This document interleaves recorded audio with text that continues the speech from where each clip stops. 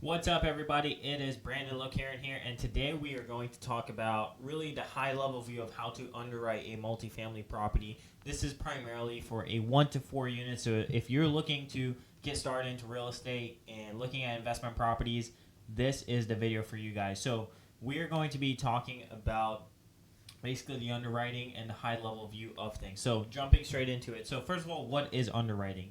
So underwriting is essentially you determining if this property or if a property in real estate is a viable candidate for purchasing, or if it's going to make you money or really cost you money. So underwriting is really understanding how this factors into your finances, factors into your budget, factors into really the value of the asset as the way you see it, right?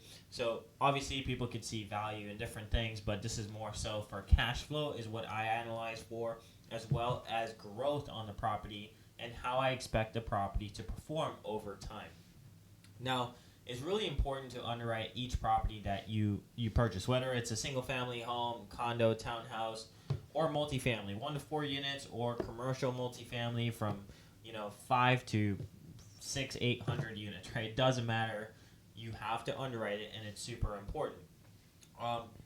It's really important because it's really a critical part of the investment process, right? And you being successful in it.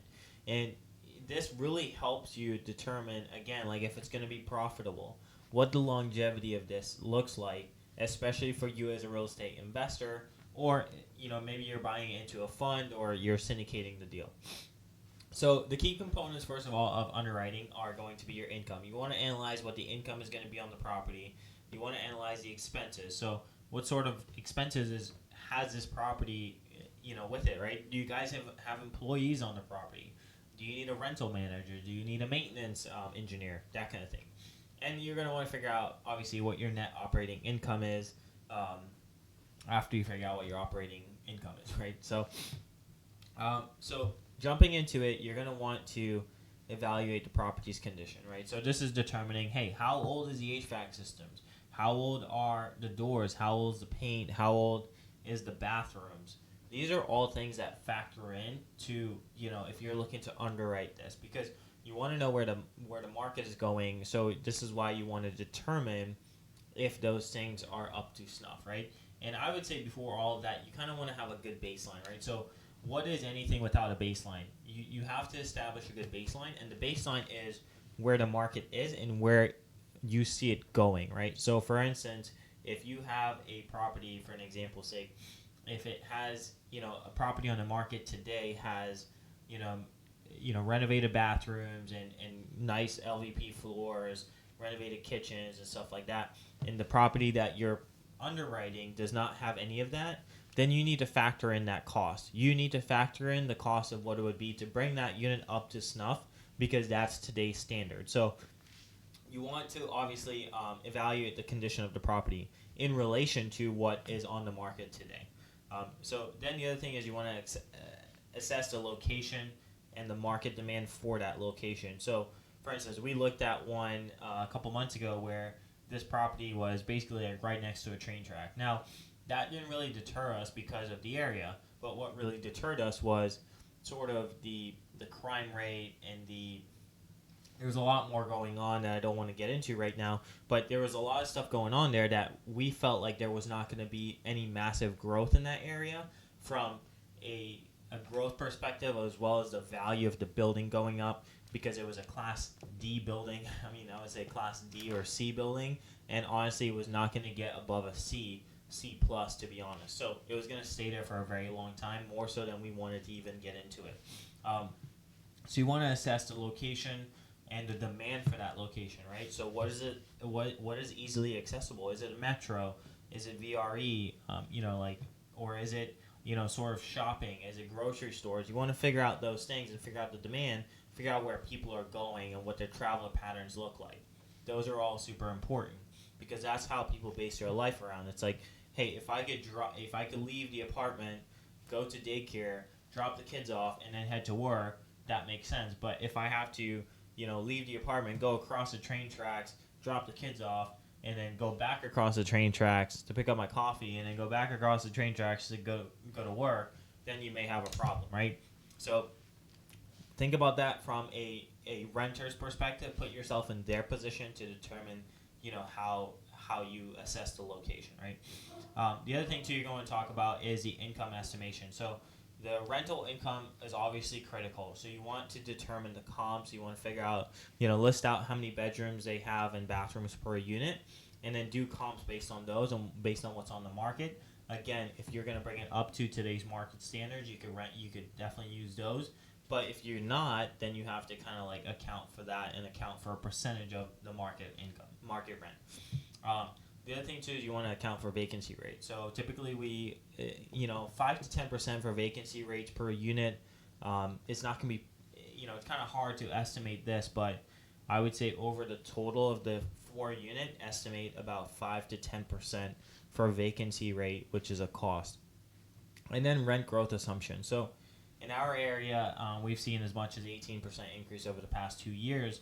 Now, remember, rental income, it's a lagging indicator. So what does that mean? It means that because people get locked into leases for a period of time, then that doesn't take into account until after leases are renewed. So if I lock in a lease today, and let's say I'm renting it for 2 years, and I rented it for $2,000 a month, well, 2 years down the road, obviously the market has already moved up a lot higher than it would have been if I was renting it every single year. So what happens is you see that jump, and you got to be prepared for that. So typically we account for, again, about 5 to 10% of income growth. If you want to be super conservative, I would use 3% of rent growth assumptions per year, which should take care of your leases.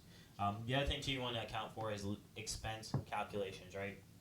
So you need to identify what your operating expenses are, right? So you have maintenance, obviously. So what does it take to power wash the building every day, every year? Do you have to repave the parking lot? Do you have to pay for certain utilities? You have to pay for cutting the grass. That kind of stuff you have to take into account, because a lot of times your tenant are not going to be responsible for doing this. The other thing too is property management. Are you going to hire a property manager, or are you going to self-manage? Again, I highly recommend, if this is your first deal, you self-manage for at least the first 6 months, and then you hire a property manager, because then you know exactly what to expect from them and when to expect it. The other thing you need to account for is taxes. Taxes are super important. Taxes continue to go up, so you have to put that into your pro forma and adjust up for that, which then your rent growth assumption should cover as well. Insurance as well. Insurance is a key factor here, especially if you're looking at units close to the water. Sometimes there's flood insurance requirements, as well as additional requirements, especially if the area has undergone a serious flooding or serious storm recently, storm surge. So make sure you account for insurance, and as well as insurance growth, because insurance growth goes up every single year as well. So make sure you calculate the total expense. Now, the other thing too is that basically, when you're looking at, as you plug these things in, it's gonna come up with a pro forma. It's gonna give you a net income. Here are some of the mistakes to avoid, right? Overestimating rental income. Do not overestimate it. Don't always be on the conservative side. So, for instance, if today that same $2,000 unit I'm renting is $2,000 today, and you're saying if I buy this, then I can fix it up and it'll be renting for $2,200 a month. I would account for $2,000 today, even though you know that your unit is going to be much better than some of the other units in the area. And then that way, whatever you make over that, it's just cherry on top, right? So this is it's amazing.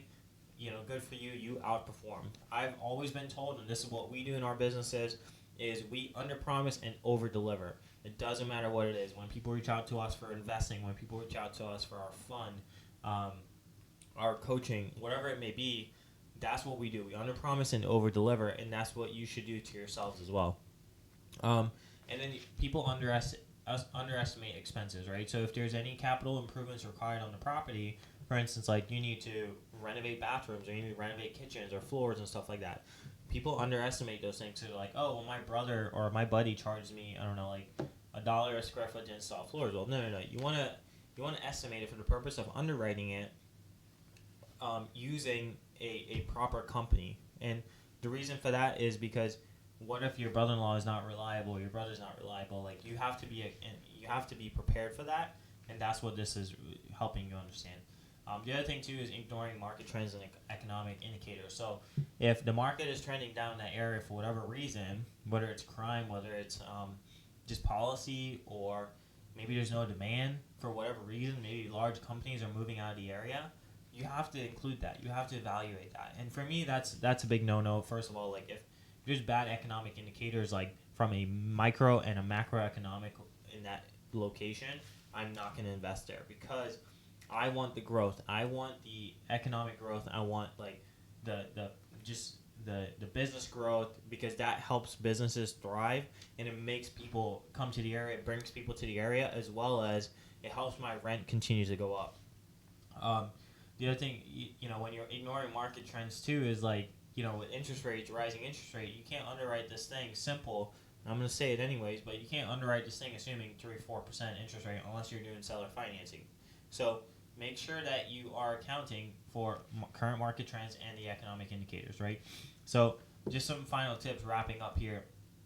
Make sure you conduct thorough research. Make sure you do research on the area, research the property itself, research the history. Honestly, ask the seller why they're selling. A lot of times, like, we've found, the reason why we've walked away from deals is because the seller started them, and when we realize that the seller is walking away, they're trying to exit, it's because they realize, like, I'm too deep in, and there's no amounts of money that I could put into this where it's going to get it to the point where I want it. So make sure you ask why. Ask a lot of questions. Better that they tell you it's none of your business and you should have asked and they would have told you. Regularly update your financial underwriting model, right? So make sure you have a financial model, and then you update your underwriting model. Consult with a real estate professional. Obviously, like, we're here to help. I'm a resource. Use me. Ask me for spreadsheets or whatever. I'm happy to do it, guys. So, guys, listen. I hope this video was helpful. If you liked it, or if you would like to see something specific covered in it, please hit that subscribe button below. Comment. Let me know your thoughts. And I have additional resources, so reach out. My info is super easy to find. I'm here to help. Anyways, I'll see you guys on the next one. Peace out.